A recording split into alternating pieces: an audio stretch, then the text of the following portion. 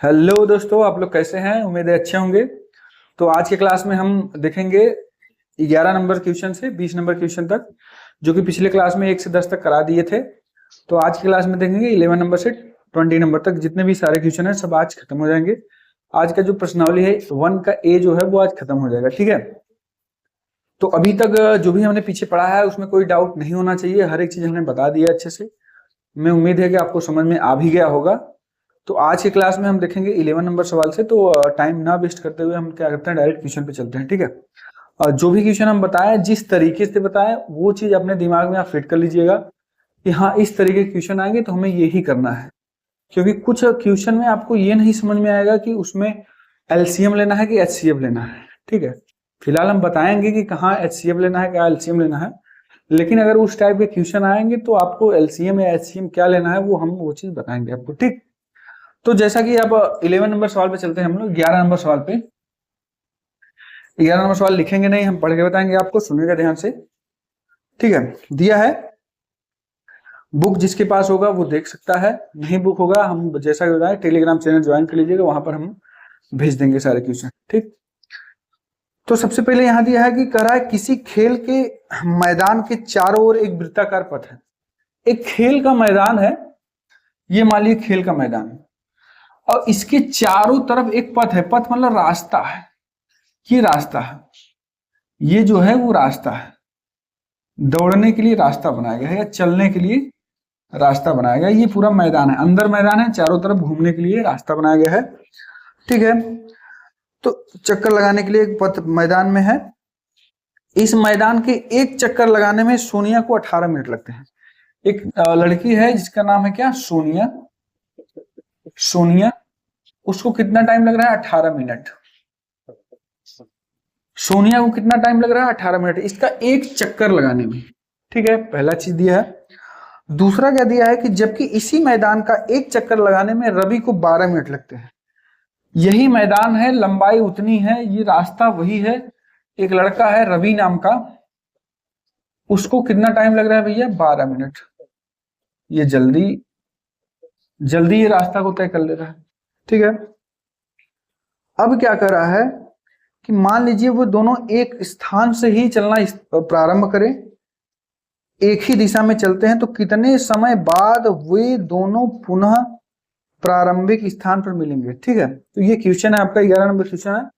मान लो यहां से चलना दोनों स्टार्ट करते हैं, यहां से दोनों स्टार्ट करते हैं। अब वो चलना स्टार्ट करते हैं, कह रहा है कि कब वो कितने समय बाद वो फिर से दोबारा यहीं पर मिलेंगे। अब दोबारा मिलेंगे मतलब अब वही कहेंगे कि सर ये 18 मिनट बाद यहीं आएगा, रुके रहेगा, फिर ये आ जाएगा, मिल जाएगा। ऐसी बात नहीं है, ऐसा नहीं होता है, ठीक है। दोनों अपने स्पीड से दौड़ते रहेंगे, दोनों अपने स्पीड से दौड़ते रहेंगे, कब वो मिलेंगे वो देखना है, ठीक ना। तो ध्यान से देखिएगा, हम एक बार क्या करते हैं, न्यूमेरिकल बता के दिखाते हैं, एक आपको दिखा के बताते हैं कि कैसे दोनों आते हैं आंसर। जैसे एक ये है 18 मिनट वाला, ये 12 मिनट वाला, एक 18 मिनट वाला, एक 12 मिनट वाला। तो ये आपका 18 मिनट में यहां पहुंच गया, 18 मिनट में यहां पहुंचा, लेकिन ये क्या है देखिए 12 मिनट में ही पूरा कर ले रहा है। तो ये जब 18 मिनट यहां रहेगा तो ये तो फिर आगे निकल जाएगा फिर, ठीक ना, क्योंकि ये 12 मिनट में ही यहां पहुंच पाएगा और 6 मिनट अभी बाकी है, 6 मिनट में तब तक तो ये यहां तक पहुंच जाएगा, तब ये यहां तक पहुंचेगा, ठीक है। तो यही ये जानना चाहता है कि कब भाई ये 12 मिनट में यहां पहुंच गया, अब ये पता लगे पीछे ही है, जब ये 18 मिनट होगा तब यहां पहुंचेगा, तब तक 12 मिनट वाला यहां पहुंच गया। लेकिन हमें आंसर बताना है कि कब ये दोनों यहां एक साथ वापस मिलेंगे, ठीक है। तो इस टाइप के अगर क्वेश्चन आए तो हमेशा क्या करते हैं, एलसीएम निकालते हैं, ल स प निकालते हैं। कि इसमें कई टाइप के क्वेश्चन बनते हैं कि 2-3 लड़के हैं, लड़कियां हैं, दौड़ना प्रारंभ करती हैं किसी वृत्ताकार मार्ग पर, एक 10 मिनट पे, एक 12 मिनट में, एक 16 मिनट में पूरा चक्कर लगाती हैं इतने समय में, तो वो कब एक साथ मिलेंगी, तो एलसीएम निकालना। घंटी पे सवाल देगा, 1 घंटी 8 मिनट पे बजती है, 1 घंटी 10 मिनट पे, 1 घंटी 12 मिनट में, कब वो पुनः दोबारा एक साथ बजेंगी, ठीक ना। मतलब एक साथ बजेंगी तीनों पहले, फिर जो पहली घंटी होगी वो 8 ही मिनट में बज जाएगी, दूसरी घंटी वो क्या होगी 10 मिनट में बजेगी, तीसरी घंटी 12 मिनट में बजेगी। तो पूछेगा कि ये एक साथ फिर दोबारा कब एक साथ बजेंगी, ठीक है। तो ऐसे में भी आपको क्या निकालना है, एलसीएम निकालना है। जब भी ये क्वेश्चन दे कि दोबारा वो कब एक साथ बजेंगी, कब एक साथ मिलेंगी, ठीक ना, तो ऐसे क्वेश्चन में हमेशा क्या लिया जाता है, एलसीएम निकाला जाता है, ठीक है। और वो चीज हम यहाँ न्यूमेरिकल में भी बताएंगे, यहाँ पर भी आपको दोनों तरीके से हम बताएंगे कि कैसे यहाँ दोबारा उतने समय बाद मिलेंगी और कैसे हम लोग एलसीएम भी निकाल के उतने ही टाइम में आता है, तो ठीक। तो हम क्या करेंगे ऐसे सिचुएशन में, क्या करेंगे, ल स प यानी एलसीएम निकालेंगे किसका, 18 का 12 का या 12 18 जो भी। तो इसका क्या हो जाएगा, 3 दूनी 6 या इसलिए 2 तिहाई 6 त्रिक 18, ठीक ना, 2 तिहाई 6 त्रिक 18, इसका गुणनखंड करेंगे तो इतना ही आएगा। 12 क्या होगा, 2 दूनी 4 और तिहाई 12, ये हो जाएगा। अब हम एलसीएम निकालेंगे तो क्या हो जाएगा, जो कॉमन रहेगा उसको भी लिखेंगे, जो नहीं है उसको भी लिखेंगे। तो यहाँ 3 है, यहाँ भी 3 है, इसको भी लिख लेते हैं, और 3 इसमें है, 2 इसमें है, तो इस जो छूटा है उसको भी लिख देते हैं, ठीक है। तो 3 दूनी 6, 6 त्रिक 18 दूनी कितना हो जाएगा, 36। चलिए ये हो गया 36 मिनट। ये मुझे नहीं समझ में आया कि सर 36 मिनट आ गया, कैसे हम मान लें कि दोबारा ये 36 मिनट में मिलेंगी, ठीक है। चलिए हम देख लेते हैं फिर। तो हम क्या करेंगे, अभी देखिए ये 12 मिनट में एक चक्कर मारा, ठीक है, यहीं आके मिलेगा, कितना हो गया 12 मिनट। दूसरा चक्कर मारा, फिर यहीं आया, कितना हो गया 24 मिनट हो गया। फिर तीसरा चक्कर मारा, कितना हो गया 36 मिनट, 36 मिनट। ये कुल मिला के यहां देखना है कि कब ये दोबारा मिलेंगी, ठीक है। तो हम दोनों तरीके से आपको बता रहे हैं, देखिए ध्यान से देखिएगा। 12 मिनट में ये यहां पहुंचेगा, ठीक है, 12 मिनट में यहां पहुंचेगा और ये 18 मिनट पहुंचेगा। तो ये देखिए 3 चक्कर लगाएगा तो कितना टाइम लगेगा, 3 चक्कर लगाएगा तो कितना लगेगा 36 मिनट, 36 मिनट। और ये 2 चक्कर लगाएगा तो कितना समय लगेगा, 18 दूनी 36 मिनट। यानी दोनों को दोबारा यहां पहुंचने में कितना टाइम लग रहा है, 36 मिनट। लेकिन अब यही है इसमें, अब ये कॉम्पिटिटिव एग्जाम का तैयारी नहीं करना है, इसमें बहुत टाइप के क्वेश्चन बन सकते हैं इसमें। तो काफी टाइप क्वेश्चन बना के क्वेश्चन भी पूछ सकता है, ऐसी बात नहीं है खाली यही पूछेगा कि दोबारा कब मिलेंगे। लेकिन कॉम्पिटिटिव एग्जाम मतलब हाई स्कूल के लेवल का क्या होता है, पॉलिटेक्निक होता है, आईटीआई होता है एग्जाम, तो उसमें और सारे भी क्वेश्चन पूछ सकते हैं, वो अभी चीज हम आपको बता रहे हैं अभी। तो हमें जो निकालना है वो यही निकालना है कि दोबारा वो 36 मिनट बाद ही यहां मिलेंगे, ठीक है। अब इसमें दूसरे टाइप का ये क्वेश्चन बन सकता है कि हाँ 36 मिनट बाद दोबारा 36 मिनट बाद रवि कितने चक्कर लगा लेगा, और यार 36 मिनट बाद सोनिया कितने चक्कर लगा देंगी। पहला क्वेश्चन ये बनेगा। दूसरा क्वेश्चन ये बनेगा कि जब ये दोबारा मिलेंगी तो सोनिया कितने चक्कर लगा पाएगी, या जब ये दोबारा आपस में मिलेंगी तो रवि कितने चक्कर लगा पाएगा उस मैदान। तो बहुत सारे क्वेश्चन हैं इसमें बनेंगे, लेकिन यूपी बोर्ड में ऐसा कुछ नहीं है, आपको जो पूछ रहे हैं बस उसका जवाब देना है। तो यहाँ पर सीधा सीधा देख रहा है, ये 18 फिर 18, यानी ये वाला जो है वो 2 चक्कर लगाएगा, फिलहाल पूछा नहीं है बता दे रहे हैं। और ये जो 12 वाला है वो क्या लगाएगा, 3 चक्कर, उतने ही समय में 3 चक्कर, तब जाके ये दोबारा वहां मिलेंगे, ठीक है। तो क्वेश्चन हमने जैसा बताया कि बहुत सारे टाइप के इसमें बन सकते हैं। पहला ये पूछेगा कि दोबारा कब मिलेंगे, 36 मिनट बाद मिलेंगी। दूसरा क्वेश्चन ये पूछ सकता है कि जब ये दोबारा मिलेंगी तो सोनिया कितने चक्कर लगा पाएगी, तो 18 दूनी 36, ये 2 चक्कर लगा पाएगी। तीसरा क्वेश्चन ये पूछता था कि जब दोबारा मिलेंगी तो रवि कितने चक्कर लगा पाएगा, तो रवि उस समय 3 चक्कर लगा लेगा, ठीक है। तो ये फिलहाल आपके एग्जाम में नहीं आना है, अगर गलती से पूछ भी लिया तो भैया आप समझ लीजिए यहाँ पर फिलहाल नहीं पूछेगा, जो आपके सिलेबस में उतना ही पूछना है। तो आपके सिलेबस में एलसीएम एचसीएफ बस उतना ही पूछेगा, ठीक ना। तो ये पूछता है कॉम्पिटिटिव एग्जाम में कि हाँ आपको बझाने के लिए, थोड़ा एडवांस सोचने के लिए कि क्या और कुछ सोच पा रहे हैं कि नहीं, इसमें ये क्वेश्चन पूछ सकता है। तो फिलहाल यहाँ इसका जवाब नहीं देना है मुझे, ये जो देना है दोबारा कब मिलेंगी भैया, 36 मिनट बाद मिलेंगी। ऐसे ही घंटी का अगर सवाल आएगा कि कोई घंटी 5 मिनट में 1 बज रही है, कोई 10 सेकंड में, कोई 15 सेकंड में, एक साथ बजेंगी पहले, फिर दोबारा पहला घंटी 5 सेकंड में बजेगा, दूसरा 10 सेकंड में, तीसरा 15 सेकंड में। तो दोबारा वो एक साथ कब बजेंगी। तो वो ऐसे सवाल क्या करेंगे, एलसीएम निकालेंगे, उसका आंसर आ जाएगा। तो फिलहाल हम जो 11वां नंबर सवाल बता रहे हैं, एक घंटे वाला भी सवाल बता दे रहे हैं, जो कि आपके ही क्वेश्चन में दिया हुआ है। कौन से नंबर का है भैया, वो भी बता दे रहे हैं। 15 नंबर क्वेश्चन है। तो 15 नंबर हम अभी ही बता दे रहे हैं, 15 नंबर जब आएगा उस टाइम नहीं बताएंगे। तो इसी टाइम हम बता दे रहे हैं 15 नंबर क्वेश्चन। ये जो है ये कौन सा था, 11 नंबर। तो हम इसी समय 15 नंबर वाला भी क्वेश्चन आपको बता दे रहे हैं। तो 2 क्वेश्चन हो जाएंगे, आपको समझ में आ जाएगा, ठीक है। तो 15 नंबर वाला क्वेश्चन देखिए, उसमें क्या दिया है,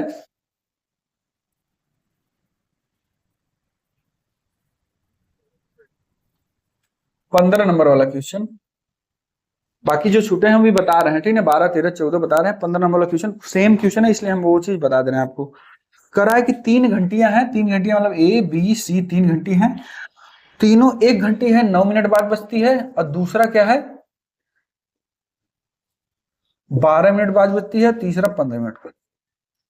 ये क्या है, एक घंटी लगा हुआ है, 1 घंटी है अभी बजा, वो 9 मिनट बाद बजेगा दोबारा।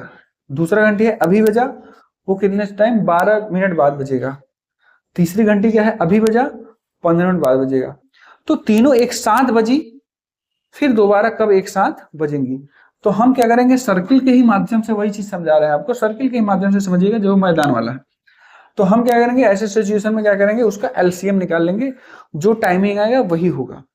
अब ये भी पूछ सकता है कि ये कितनी बार बजेंगी, ये भी कितनी बार बजेंगी, ये भी कितनी बार बजेंगी। जब तीनों एक साथ मिलेंगी तो ये कितनी बार बज चुका होगा, ये कितनी बार बज चुका होगा, ये कितनी बार बज चुका होगा, ये भी पूछ सकता है।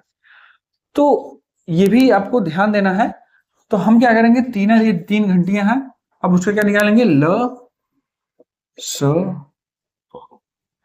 किसका, 9 का, 12 का, 15। 3 गुणे 3 मतलब 9 हो गया, 2 दूनी 4 तिहाई 12, गुणनखंड कर लीजिएगा, ठीक है। 3 गुणे 5, एलसीएम एलसीएम क्या करेंगे हम, जो तीनों में कॉमन हो, 3 यहाँ है, 3 यहाँ है, 3 यहाँ, ये खत्म, मतलब 3 ये लिख दिए। 3 यहाँ है, इसमें कहीं नहीं है तो 3 लिख दिए। 2 यहाँ है, नहीं है, 2 यहाँ है और किसी में नहीं है, ये भी खत्म, ये भी खत्म, ये भी खत्म। ये बनाना नहीं एग्जाम में भाई, आपको ये बता दे रहे हैं, इसको हो गया ये। और गुणे 5, 3 त्रिका 9 दूनी 18 दूनी 36, 36 पंजे कितना हो जाएगा, 36 गुणे 5 कर लीजिएगा, 6 पंजे 30, 3 पचे 15, 3 18, कितना हो जाएगा 180 मिनट। 180 मिनट, 180 मिनट बाद वो तीनों घंटियां फिर से एक साथ बजेगी, ठीक है। अगर पूछ लिया कि जो पहली घंटी है वो 180 मिनट में कितनी बार बजेगी, तो सीधा आप 9 से भाग दे दीजिएगा, 20 बार बजेंगी। 12 से भाग देंगे, कितना हो जाएगा, 12 दाम 100, 12 15 बार बजेंगी, ये 12 बार बजेगा। ऐसे ही पूछ सकता है, लेकिन ये पूछेगा नहीं आपसे, क्योंकि जो आपके सिलेबस में जो क्वेश्चन दिया है उसी क्वेश्चन में से ही पूछता है वो, ठीक है। तो फिलहाल इतना ही आपको जानना है कि 3 घंटियां 9 12 15 मिनट बाद बज रही हैं, तीनों एक साथ पहली बजी, फिर दोबारा कब बजेंगी उसका एलसीएम निकाल लीजिए, पता चल जाएगा, ठीक है। तो इसमें कोई डाउट नहीं होना चाहिए। 2 क्वेश्चन है, यही 2 क्वेश्चन ज्यादा पूछते हैं, अगर पूछेगा तो एलसीएम में, एक मैदान वाला दौड़ने वाला और एक घंटी वाला, बस यही 2 क्वेश्चन ज्यादा पूछते हैं। इनमें से अगर कोई आएगा तो इन्हीं 2 में से कोई एक आएगा, ठीक है। तो इन दोनों का आप समझ लीजिए, ये हो जाएगा आपका आंसर, ठीक। तो 15 नंबर फिर दोबारा बताना ना पड़े हमें, ये आप लोग समझ लीजिए। चलते हैं 12 नंबर क्वेश्चन पे।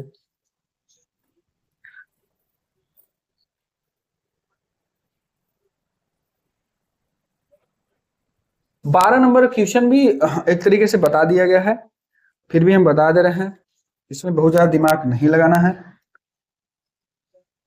12 नंबर, एक्स दिया हुआ है यहाँ और ऐसे बना हुआ है, 3 दिया हुआ है और 195 दिया हुआ है, फिर 195 को यहां बनाया हुआ है, ये ऐसे क्या बनाया हुआ है भैया, 3 और y, फिर y को बनाया हुआ है क्या, 5 और 13, ये बनाया हुआ, ठीक है। तो इसमें क्या पूछा है, x और y के मान पूछा। तो ऐसा क्वेश्चन हम पीछे बता दिए हैं, डायग्राम थोड़ा चेंज है, मतलब वो ऊपर से नीचे आ रहा था, ये दाहिने से बाएं जा रहा है, ठीक। तो हम क्या बोलते हैं कि जो दो श्रृंखला है वो दोनों को गुणा करेंगे तीसरा वाला मिलेगा, इन दोनों को गुणा करेंगे ये मिलेगा, इन दोनों को गुणा करेंगे वो मिलेगा। ठीक है, ऐसे करके। तो हम यहाँ y का मान निकालने के लिए क्या करेंगे, y इक्वल टू इन दोनों का गुणा करेंगे तो y का मान आएगा। तो यानी 5 गुणे 13, 13 × 5 = 65। ये मेरा आंसर हो जाएगा, y इक्वल टू कितना आ जाएगा 65। पहले का आंसर निकल गया, खत्म। अब 65 का गुणा 3 में गुणा करेंगे कितना आएगा, ठीक है। अब 195 ऐसा नहीं ले लिया है, तो हम 65 का गुणा 3 में करेंगे। देखिए 3 × 5 = 15, 3 × 18, 18 × 19 आ गया ना 195। तो इन दोनों का गुणा करने पे ये मिलेगा। अगर यहाँ भी कुछ जेड दिया होता तो इन दोनों का गुणा करते जेड के निकल जाता, लेकिन ये ऑलरेडी दिया हुआ है, हमें कुछ नहीं करना है। इसका मान कैसे निकलेगा x का, तो हम क्या करेंगे, x इक्वल टू क्या लिखेंगे, 195 × 3, 195 × 3 गुणा कर लेंगे। 3 × 5 = 15 के 5, शेष 1 बचा, 9 × 3 = 7, यहाँ 3 × 9 = 27 और 1 28, 2 शेष बचा, 3 × 1 = 3, 2 5। तो कितना आ गया 585, 585। ये आपका आंसर हो जाएगा। कौन सा, क्वेश्चन नंबर 12 का। तो इस टाइप का क्वेश्चन आएगा तो क्या करेंगे, जो श्रृंखला बना हुआ है इन दोनों गुणा करेंगे, ये इन दोनों गुणा करेंगे, ये इन दोनों गुणा करेंगे। ये डायग्राम थोड़ा चेंज कर सकता है, बस यही ध्यान दीजिएगा कि जो दो, जिसके दो पैर हैं, जिसके दो पैर हैं वो दोनों मिलके एक ही इंसान को बनाएगा। हमारे दो पैर हैं, दोनों को जोड़ेंगे तो आएगा एक ही शरीर ना। तो हम क्या करेंगे, इन दोनों का गुणा करेंगे एक शरीर बन गया, फिर इन दोनों गुणा करेंगे एक शरीर, इन दोनों गुणा करेंगे एक शरीर बन गया। ऐसा आपके दिमाग में रख, ठीक है। तो बहुत ज्यादा इसमें नहीं सोचना है कि अरे सर किसमें कौन सा गुणा करना है। ये मान लीजिए ये आदमी है, इसका पैर है, इन दोनों का गुणा करेंगे, ये आदमी तैयार, ठीक है।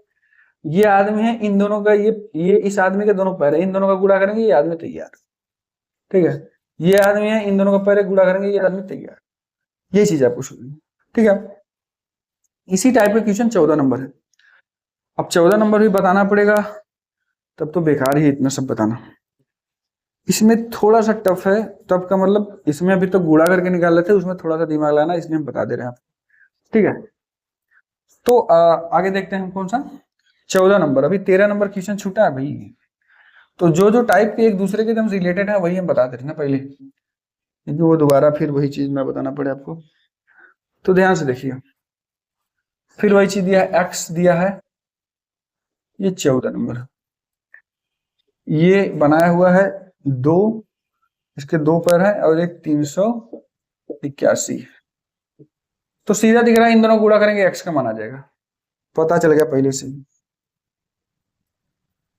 3 और ये वाई, तो हम प्रोसेस सेम लगाएंगे, ठीक है ना। हाथ पैर वाला 7 और 161, ये भी बना दीजिए बॉक्स। और ये है तुम्हारा 7 और ये जेड।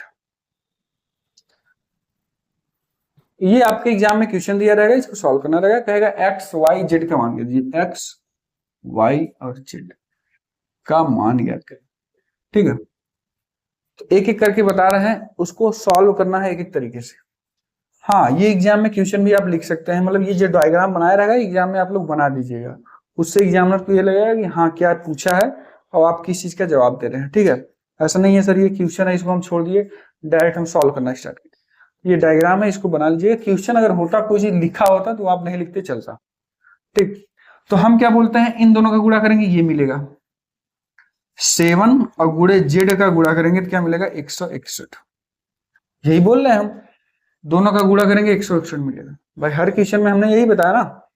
तो हम 7 गुणे जेड का गुणा करते हैं 161, तो जेड इक्वल टू कितना आ जाएगा, ये 7 इसके नीचे चला जाएगा, 1/6, 7 दूनी 14, यहाँ कितना बचेगा 2 शेष बचेगा, 2 और 1 मिलकर कितना हो जाएगा 21, 7 त्रिक 21, कितना आ जाएगा 23, यानी जेड इक्वल टू कितना आ जाएगा 23। तो जेड का मान आ गया आपका, ये पहला आंसर। ये आप उसके नीचे फिर लिखेंगे ये वाला y का मान, y का मान कैसे निकालेंगे, इन दोनों का गुणा करेंगे y का मान आ जाएगा। तो y इक्वल टू कितना हो जाएगा 161 और गुणे c। तो y इक्वल टू 7 × 7, 7 × 42 और शेष में कितना है 4, 7 × 7 = 4, 11, कितना आ जाएगा ये हो गया आपका z का मान, ये हो गया आपका y का मान। उसके नीचे फिर लिखना है, इन दोनों का गुणा करेंगे यहाँ, x इक्वल टू क्या लिखेंगे, 3381 गुणे यहाँ क्या है 2 है, तो इसका 2 का गुणा कर दें। x इक्वल टू 2 एक कम 2, 8 दूनी 16 के 6, 3 दूनी 6 1 7, 3 दूनी 6, ये आपका हो गया x। यही तीनों पूछा। तो हमें क्या करना है, जो रूल्स है वो रूल्स के हिसाब से लगाना है। इन दोनों गुणा करेंगे ये, इन दोनों गुणा करेंगे ये, फिर उसके बाद हमें इधर नहीं निकला तो इन दोनों गुणा करेंगे ये निकल जाएगा। ठीक है, तो ये है z का मान, ये हो गया y का मान, ये हो गया x का मान। तो 14 नंबर क्वेश्चन आपको समझ में आ गया होगा। ठीक है, तो ध्यान से एकदम मस्ती की तरह पढ़िए, बहुत ज्यादा टेंशन लेने की जरूरत नहीं है। ये सब मैथ पढ़ा रहे हैं, दिमाग ही नहीं काम कर रहा है। ठीक है, दिमाग लगाइए और दिमाग को काम कराइए। केवल गुणा भाग ही कर रहे हैं और कुछ नहीं कर रहे हैं। ठीक है, ऐसा नहीं है कि इंटर का पढ़ा रहे हैं आपको समझ में नहीं आएगा। अभी तक आप जो पीछे क्लास में पढ़े हुए हैं, जोड़ घटाना गुणा भाग, अभी तक हमने वही पढ़ा है। एक या दो फार्मूला, एक ही फार्मूला पढ़ा है, दो संख्याओं का गुणनफल गुणे एलसीएम गुणे एचसीएफ, बाकी अभी कुछ भी आपको नहीं पढ़ाया गया है। ठीक है, इस अभी तक जितना भी पढ़ाया गया बस एक ही फार्मूला हमने आपको बताया, बाकी जो भी चीज बताया है तरीका ही बताया है कि किस तरीके से कौन सा क्वेश्चन सॉल्व होगा। ठीक है, तो इतना दिमाग नहीं लगाना है, जो चीज बताया जाए बस ध्यान से सुनते रहिए, और जब हम बताएं तो कॉपी में मत नोट करिए, बस पहले समझ लीजिए। समझ में आ गया है तो वीडियो को रोक दीजिए, अपने से लगा पा रहे हैं तो अपने से लगाइए, और नहीं लगा पा रहे हैं तो यहाँ फिर दोबारा देखिएगा। इतना चीज करेंगे तो हर क्वेश्चन का प्रैक्टिस हो जाएगा। ठीक है, तो चलते हैं। भैया 13 नंबर क्वेश्चन छूटा है तो 13 नंबर लगा देते हैं। 13 नंबर लगवा देंगे तो आपका हो जाएगा 11 12 13 14 15 भी बता दिए हैं। ठीक है ना, तो 13 नंबर क्वेश्चन वो भी आपको बता चुके हैं, फिर भी हम बता दे रहे हैं, मतलब बताने का मतलब उस टाइप का क्वेश्चन ही बता चुके हैं।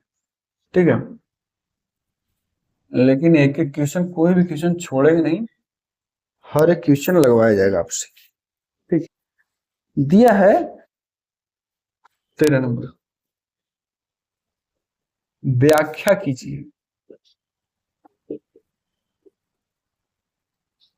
व्याख्या कीजिए 7 13 11 प्लस 11 और बाप रे 7 गुणे 6 गुणे 5 गुणे 4 गुणे 3 गुणे 2 गुणे 1 प्लस 3 भाज्य संख्या क्यों है।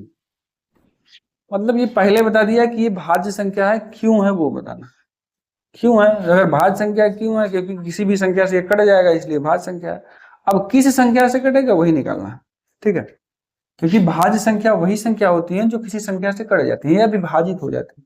ठीक है, तो हम तो ये डायरेक्ट लिख सकते हैं कि ये किसी न किसी संख्या से विभाजित हो जाएगा इसलिए भाज्य संख्या है, क्योंकि ऑलरेडी उसने बता रखा है कि ये भाज्य संख्या है, लेकिन क्यों है वो बताना है।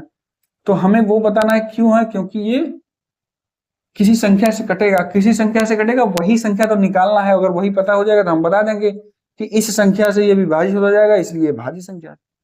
चलिए दोनों को देख लेते हैं, पहले इसको देखेंगे फिर उसको देखेंगे। अब क्या करना है भैया, इन दोनों में देखिए कॉमन क्या है। पहले हम लिख देते हैं 7 गुणे 13 गुणे 11, 7 गुणे 13 गुणे 11, अब प्लस ये पूरा गुणे में है, मतलब एक संख्या है, प्लस ये दूसरी संख्या। इन दोनों में कॉमन क्या है 11, तो इसमें से 11 निकल जाएगा, तो 13 सत्ते कितना हो जाएगा, नहीं उड़ा रहा भैया, वही है टेबल आपको याद ही करना है। ठीक है, तो 7 3 21, 7 1 7 2 9, 13 सत्ते 91 प्लस 1, आराम से एकदम लिखिएगा 11 और ये हो जाएगा गुणे 92। अब हम नीचे क्या लिखेंगे, क्यों भाज्य संख्या है, क्योंकि यह संख्या 11 से विभाजित हो जाएगी, 92 से विभाजित हो जाएगी, और जो किसी पहाड़ा में 92 आता है उससे विभाजित हो जाएगी। ठीक ना, 48 कितना हो जाएगा, 48 नहीं आपका हो जाएगा 46, 46 से विभाजित हो जाएगी। तो यहां लिखेंगे अतः यह संख्या 11 से विभाजित हो जाएगी या अभाज्य संख्या से विभाजित हो जाएगी। 11 जो संख्या है वो अभाज्य संख्या है। अभाज्य यहाँ लिखेंगे, छोड़िए अभाज्य लिख लीजिए अलग, अतः यह संख्या अभाज्य संख्या 11 से विभाजित हो जाएगी। समझ लेंगे ना भाई, एकदम लिख रहे हैं, बहुत अच्छा राइटिंग नहीं है मेरा। विभाजित हो जाएगी, इसलिए यह संख्या भाज्य संख्या होगी।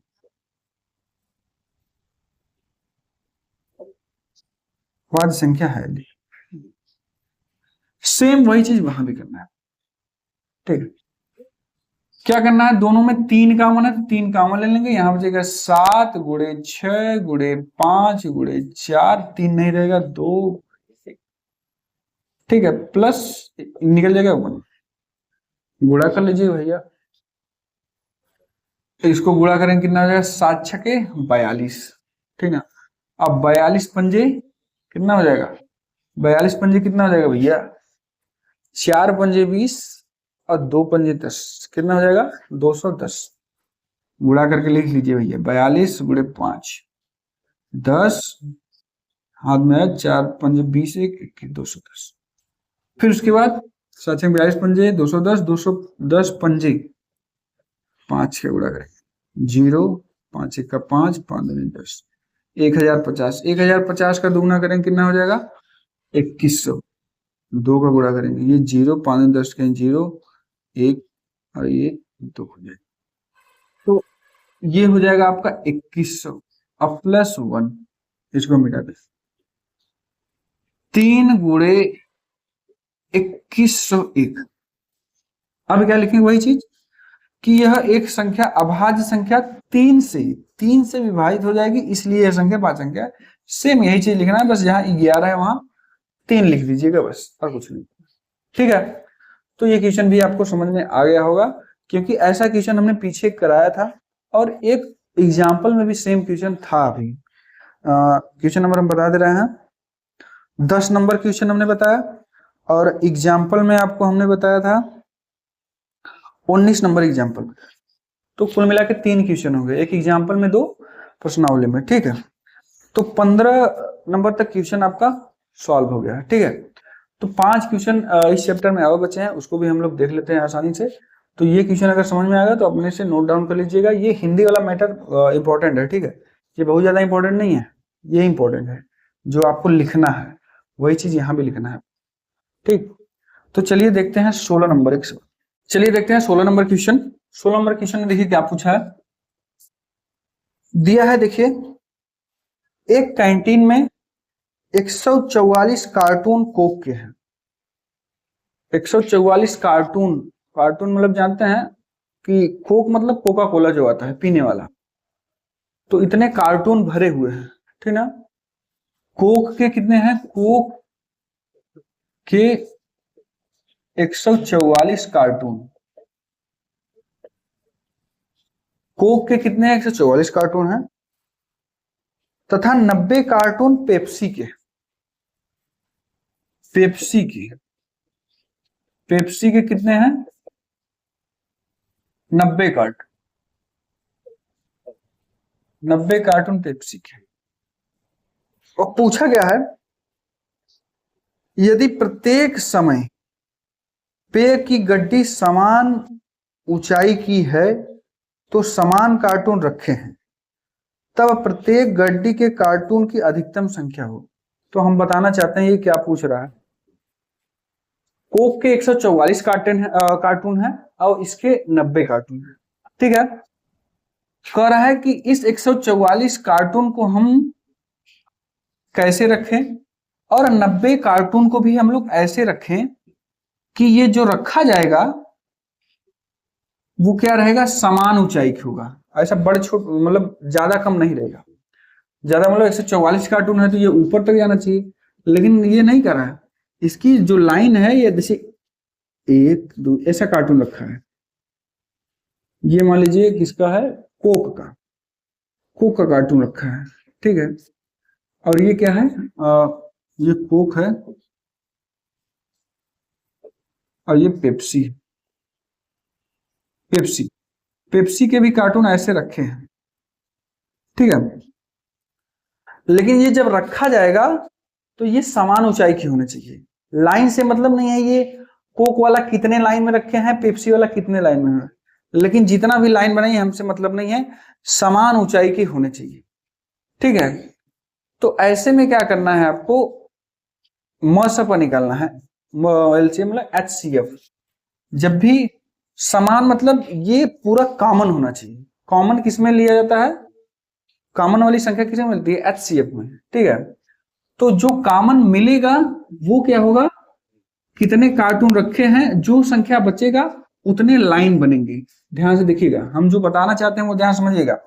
पहले क्वेश्चन सॉल्व करेंगे तब आपको समझ में आ जाएगा ये। लेकिन ये चीज आपको समझ में आ गया ना कि कोक जो है एक लाइन में रखी है, 2 लाइन में, या 3 लाइन में, या 4 लाइन में। अब पेप्सी को भी एक लाइन में रखी है, 2 लाइन में या 3 लाइन में, क्योंकि ये 90 है तो ये हो सकता है एक ही लाइन, 2 ही लाइन में है। ये 144 है तो हो सकता है 3 या 4 लाइन में। लेकिन ये जो ऊंचाई है वो सेम होनी चाहिए।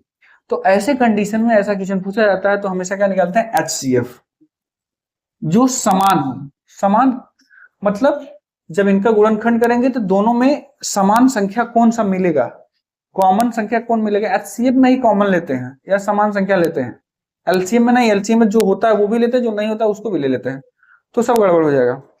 तो हमें यहां ध्यान से देखना है, एचसीएम निकालना है।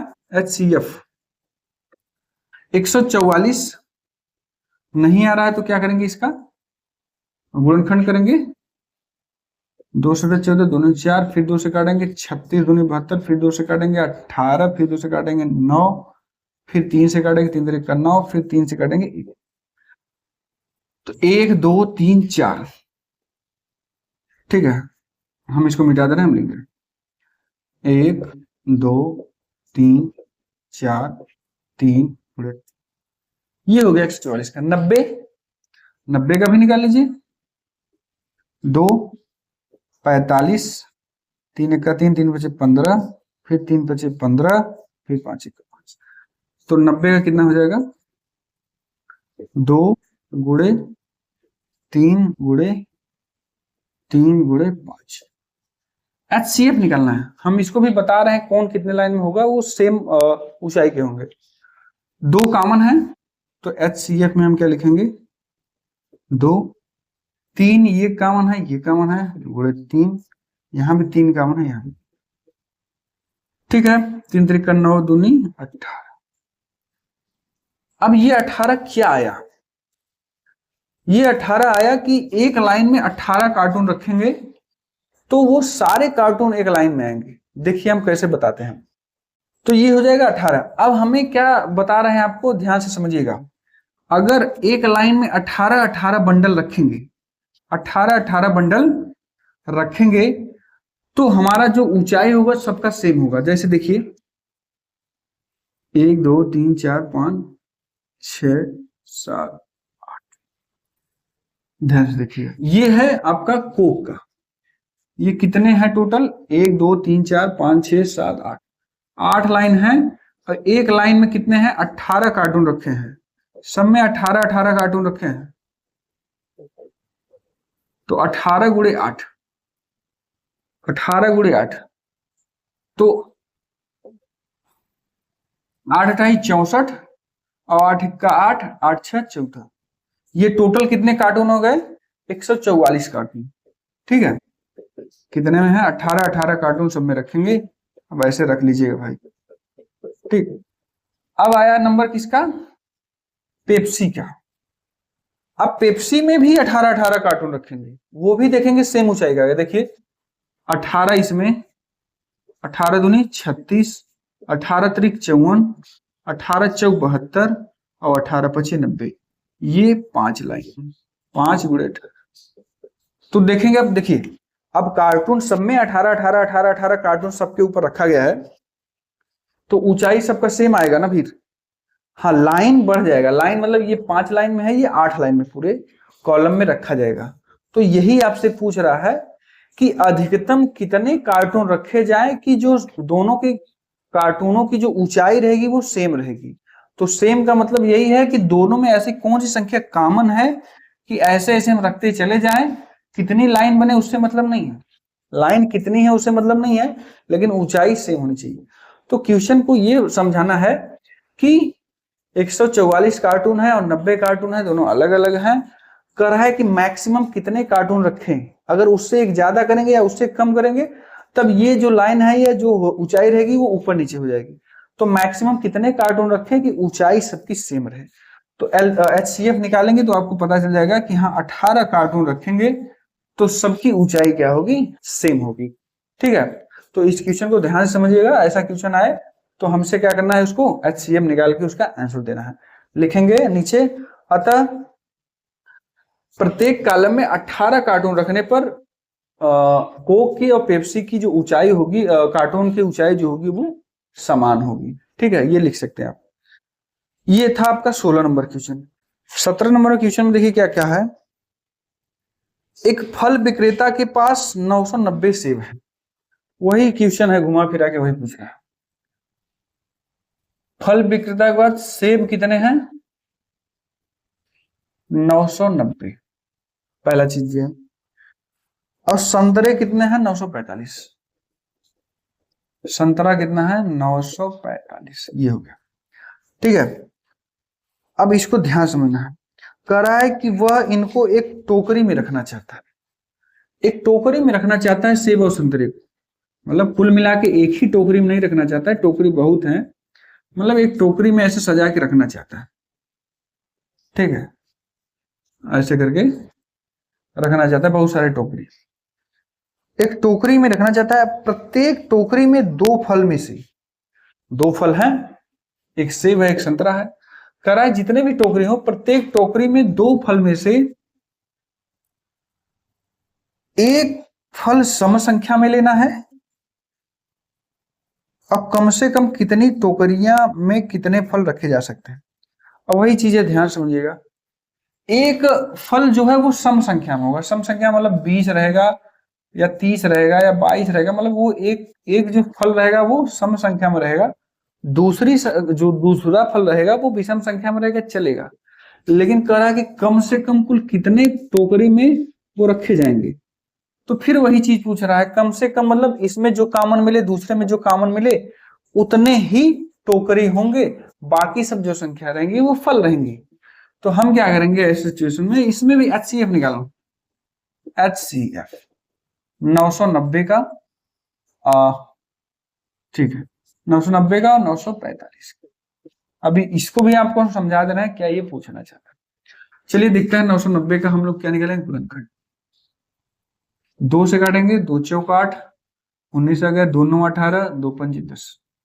3 से देखिए कटेंगे नहीं, हाँ 3 से कटेगा, 3 एक कम 3, एक बचा, 3 6 18, एक बचा, 3 25 15। फिर 3 से कटेगा नहीं, हाँ 3 से कटेगा, 3 25 15, एक बचेगा, 3 25 15। फिर ये 5 से कटेगा, 11 आएगा, फिर ये 11 से कटेगा, ये हो गया आपका। और दूसरा है 945, इसका लिख दिया 2 गुणे 3 गुणे 5 गुणे 11। ठीक, ये आपका सेब की संख्या है, इनको गुणा करेंगे तो सेब की संख्या निकलेगी। ठीक है, दूसरा 945 दिया है, 3 से हाँ कट जाएगा, 3 त्रिका 9, 3 एकम 3, 1 से 3 25 15, 3 एकम 3, 3 25 15, ये 105 बचे, 3 एकम 3, 3 25 15। ठीक है, ये ध्यान देना। फिर 3, हाँ 3 त्रिका 9, 3 25 15। ठीक है, फिर उसके बाद 5 से काटेंगे, 5 से काटेंगे, 5 सत्ते 35, फिर 7 से काटेंगे 37। तो 3 गुणे 3 गुणे 3 गुणे 5 गुणे 7। हमें क्या निकालना है, हमने बताया HCF। इसको हम मिटा दे रहे हैं क्योंकि ये रफ कार है, फेयर में लिखे कोई दिक्कत नहीं एग्जाम में। कॉमन क्या है देखिए, 2 है इसमें नहीं है, 2 3 है, हाँ 3 है, 5 है, हाँ 5 है। ठीक है, और कोई संख्या नहीं है, ये यहां मिला। तो यहां क्या हो जाएगा, 3 गुणे 5, कितना आ गया आपका 15। अब ये 15 है क्या? 15 ये बताना चाह रहा है कि कुल मिला के 15 टोकरी है। 1 2 3 4 5 6 7 8 9 10 11 12 13 14 15 15 टोकरी है। अब इसमें से ये देखिए 15 यहां से हटा दीजिए और 15 यहां से हटा दीजिए, क्योंकि ये टोकरी हो गए। अब बाकी जो है वो क्या है आपका 15 तो सब में रहेगा ही 15 15, ठीक है। 15 15 15 सबका सेब संतरा सब 15 15 रहेंगे। उसके बाद कर रहा है देखिए 11 दूनी 22 22 22 जो है वो क्या बचा है, अभी सेब बचा है, ठीक है ना। वो सब में डालना है और उसके बाद 3 त्रिका 9 7 9 63 और 63 संतरा बचा है वो सब में डालना है, ठीक है ना।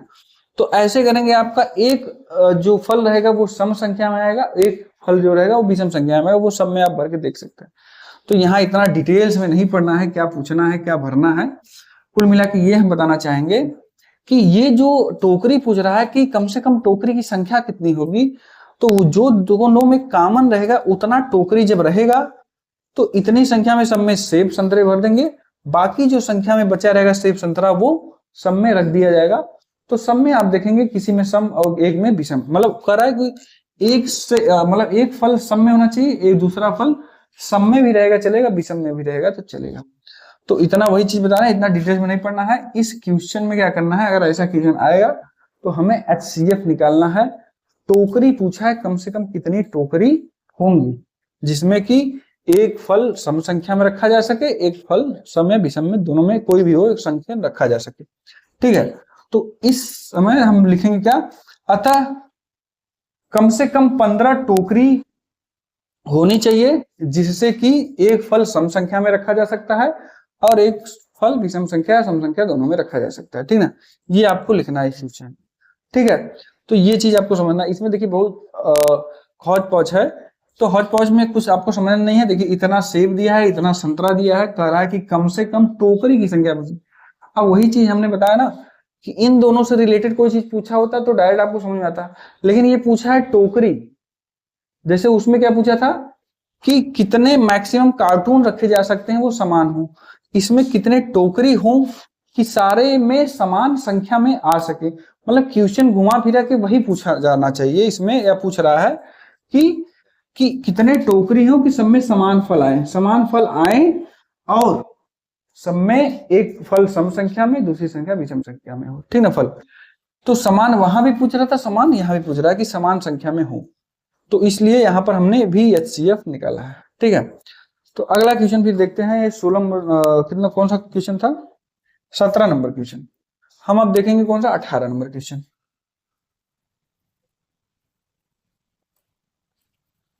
18 नंबर क्वेश्चन, 18 नंबर क्वेश्चन में देखिए आप लोग कर लेंगे अभाज्य गुणनखंड विधि से, अभाज्य गुणनखंड विधि से 378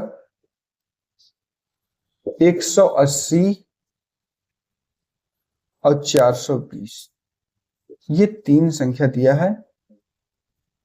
378 120 420 कर रहा है कि अभाज्य गुणनखंड से LCM ज्ञात करना है और HCF ज्ञात करना है, पहला चीज।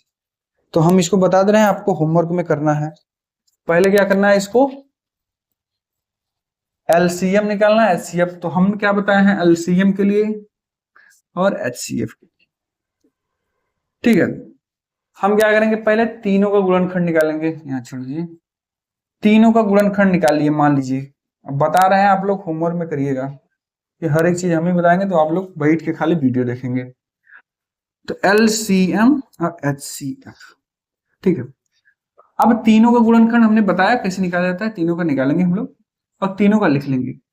LCM में क्या होगा, जो कॉमन रहेगा उसको भी लिखना है और जो छूट जाएगा उसको भी लिखना है, LCM हो जाएगा।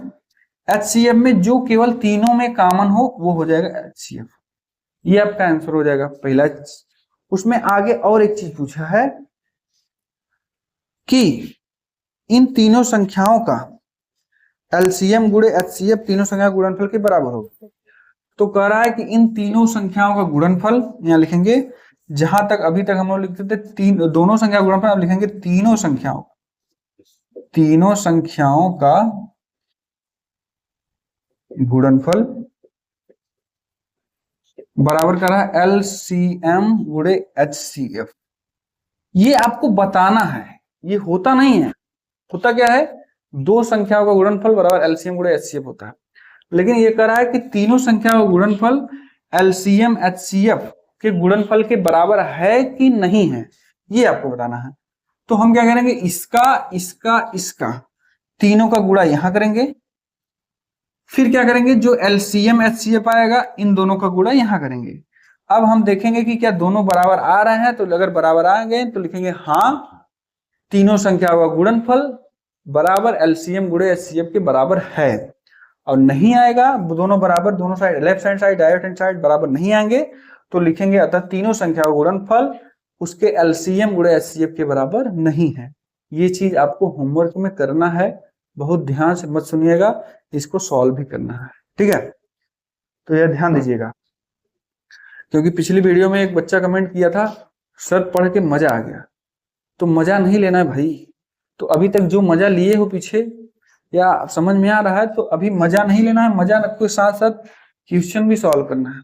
कि खाली वीडियो देख के मजा ले रहे हो, तो यहाँ मजा नहीं लेना है, यहाँ पढ़ने आए भैया, ठीक है। तो हम जैसे बोलते हैं ना कि पढ़ के मजा आ जाएगा, तो उसने कमेंट ले दिया कि सर पढ़ के मजा आ गया, ठीक है। तो हाई स्कूल में हो, यूपी बोर्ड का पेपर देना है, तो बहुत ज्यादा मजा लोगे तो बाद में सजा भुगतना पड़ेगा। तो यहाँ हर एक चीज समझिएगा, जो होमवर्क दे रहे हैं, जो समझा रहे हैं, उस टाइप से आप क्वेश्चन को सॉल्व करिए। नहीं आ रहा है तो फिर आप कमेंट में या टेलीग्राम चैनल पे जाके फिर से पूछिए सर ये क्वेश्चन नहीं सॉल्व हो रहा है हमसे, तो हम फिर से सॉल्व कराएंगे।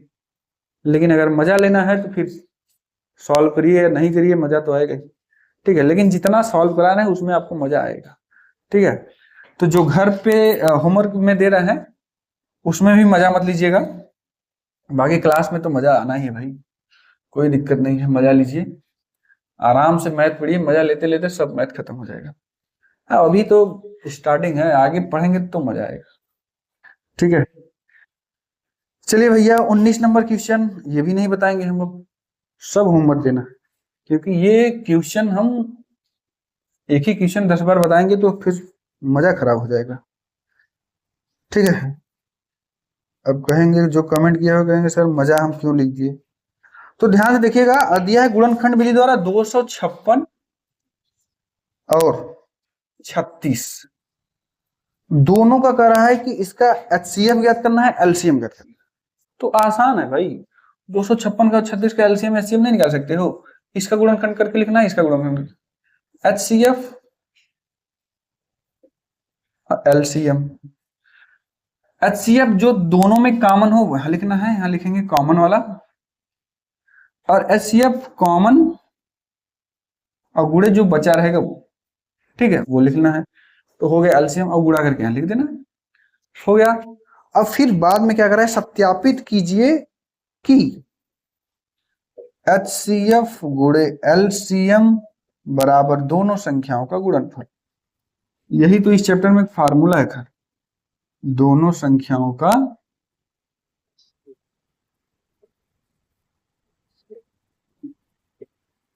मस्ती में भैया ये क्वेश्चन छोड़िएगा मत कि हम छोड़ दिए हैं तो आप लोग भी नहीं लगाएंगे, बड़ी बुरी कंडीशन हो जाएगी।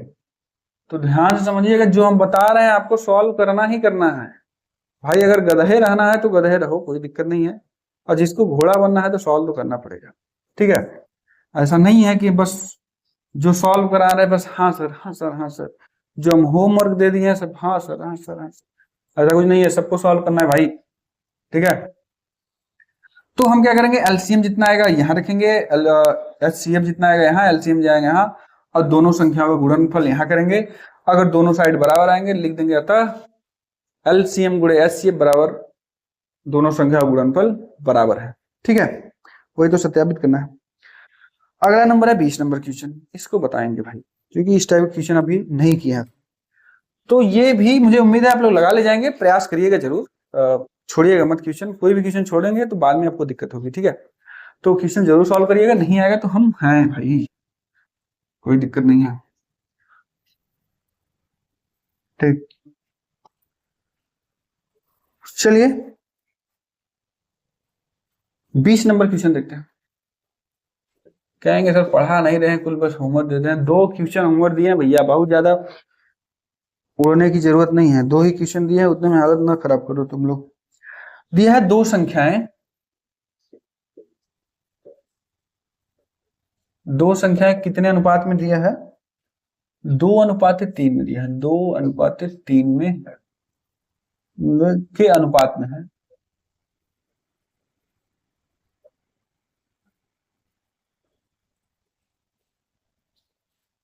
के अनुपात में है। उसका लसा कितना दिया है? 180। एलसीएम कितना दिया है? 180। तो करा एचसीएफ क्या? चलिए भैया देखते हैं क्या दिया है। 2 संख्या दिया है ये। एक संख्या है 2x या 2 × x कर सकते हैं, 2 × x, और दूसरा गुणे 3 × x। जब भी कोई संख्या अनुपात में दिया है, ये अनुपात है, संख्या नहीं है। आप कहेंगे सर ये अनुपात और संख्या क्या हो? देखिए 12 और 16 ये संख्या है, और 12 और 16 का जो अनुपात है वो क्या निकलेगा? देखिए 4×3 12 और 4×4 16। किससे हम काटे हैं? 4 से। ये अनुपात है, तो संख्या ये है, अनुपात ये है। तो यहाँ अनुपात दिया है, संख्या नहीं दिया है। तो हम यक्स क्यों लगाए हैं दोनों में?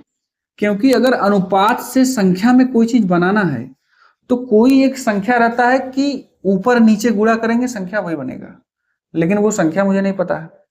जैसे इन दोनों में ये अनुपात दिया है और ये मुझे संख्या पता है, तो हम इसमें क्या गुणा कर दें कि वापस ये संख्या बन जाए? तो हम कहेंगे सर 4 और 4 का गुणा कर देंगे, इसमें 4 गुणा करेंगे तो 12 आ जाएगा, इसमें 4 गुणा करेंगे तो 16 आ जाएगा, तो संख्या बन जाएगा। लेकिन हमें इसमें नहीं पता है। हाँ, जो भी चीज गुणा करना है वही चीज दोनों में ही गुणा करना है। जैसे 4 इसमें गुणा करना है तो 4 इसमें भी, दोनों में 4 का ही गुणा करेंगे, अलग अलग नहीं कि इसमें 3 का इसमें 4 गुणा करना। ठीक है, तो यहां तो मुझे दिख रहा है 4 का गुणा करने पे संख्या प्राप्त हो जा रहा है, ठीक ना। तो ये ध्यान दीजिए कि अनुपात और संख्या में क्या डिफरेंस है, ध्यान दीजिएगा। तो ये मुझे अनुपात दिया है, न कि संख्या। अगर संख्या दिया होता तब तो कोई बात ही नहीं थी, आसानी से निकाल सकते थे हम लोग। तो अनुपात दिया है, अब इसको संख्या बनाना है, तो कोई तो एक संख्या होगा जिसका गुणा करने पे ये संख्या में बदल जाए, लेकिन वो मुझे नहीं पता है। तो हम क्या किए, x का गुणा इसमें भी कर दिए, x का गुणा इसमें भी कर दिए, दोनों संख्या में हो गया। जैसे इसमें 4 का गुणा कर दिए 12 हो गया, 4 गुणा कर दिए 16 हो गया। तो लेकिन मुझे नहीं पता है ना इसमें क्या गुणा कर दें, हम 4 गुणा कर दें, 5 गुणा कर दें, 10 गुणा कर दें। तो हम मान लिए दोनों में x का गुणा कर दें, x का गुणा कर दिए, तो अब ये क्या हो गया, संख्या। ठीक है, अब इन दोनों का हम निकालेंगे एलसीएम और फिर निकालेंगे एचसीएफ। ठीक है, तो एलसीएम निकालना, एलसीएम निकालने क्या करते हैं, जो दोनों मिलता है उसको भी लिखते हैं, दोनों में एक्स एक्स मिल रहा है उसको भी लिख दिए, जो दोनों में नहीं मिलता है उसको भी लिखते हैं। 2 × 3, ये भी ये नहीं मिल रहा है। एलसीएम कितना दिया, 180, यहां रख दिए मान। ठीक है, इसको हटा देना भाई, बराबर x गुणे यहाँ 3 दूनी 6, 6 का भाग देंगे 6 × 18, यानी x = कितना आ जाएगा, 30। x = 30। ठीक है, अब निकालेंगे HCF। HCF क्या होता है, ये दोनों संख्या है, दोनों संख्या का गुणनफल है। HCF जो दोनों में मिलता है वही तो होता है HCF मसफ। तो दोनों में क्या मिल रहा है, x, और x का मान हमने निकाल रखा है कितना, 30। यही मेरा आंसर हो जाएगा। ठीक है, तो ध्यान देखिएगा, HCF क्या होता है, मसफ जो दोनों मिलता है, दोनों में x इसमें भी है, x इसमें भी, वही लिख दिए। जो नहीं मिलता है उसको छोड़ देते हैं। एलसीएम में जो दोनों मिलता है उसको भी लिखते हैं, जो नहीं मिलता है उसको भी। तो इस एलसीएम का मान 180 दिया है, तो यहाँ से x का मान निकाल दिए। अब बाद में हमें पता चला कि HCF हमने निकाला, तो HCF जो है या मसफ जो है वो दोनों में कॉमन है, यही तो है मसफ x, और x का मान हमने निकाल के रखा हुआ है पहले से ही, तो ये हो गया 30। ये हो गया आपका आंसर, यानी 20 नंबर जो क्वेश्चन था उसका आंसर आ जाएगा मसफ 30। तो प्रश्नावली 1 का A समाप्त हो गया है। अभी तक जितने भी क्वेश्चन हमने बताए हैं, कोई भी डाउट हो या होमवर्क हमने जितने भी दिए हैं सारे क्वेश्चन कर लीजिएगा अच्छे से। अगर मैथ पढ़ना हो तो, नहीं पढ़ना है तो कोई बात नहीं, हम 1000 बार बोल चुके हैं, पढ़ेंगे तो अपने लिए, नहीं पढ़ेंगे तो किसके लिए। ठीक है, तो प्रश्नावली 1 का ये समाप्त हो गया है। इसमें कोई भी डाउट हो तो आप लोग कमेंट या टेलीग्राम चैनल पे जाके क्वेश्चन पूछ सकते हैं, कोई दिक्कत नहीं है। तो फिर हम मिलेंगे अगले क्लास में, जो कि होगा मजेदार क्वेश्चन। आगे भी हम लोग ऐसे ही सॉल्व करते हुए सारे चैप्टर को धीरे धीरे खत्म करते हुए निकलेंगे। तो अभी तक जो भी डाउट हो, हमने 1000 बार बोला है, कोई दिक्कत हो तो जरूर पूछिएगा। ठीक है, चलिए मिलते हैं अगले क्लास में, तब तक के लिए धन्यवाद, टेक केयर, बाय बाय।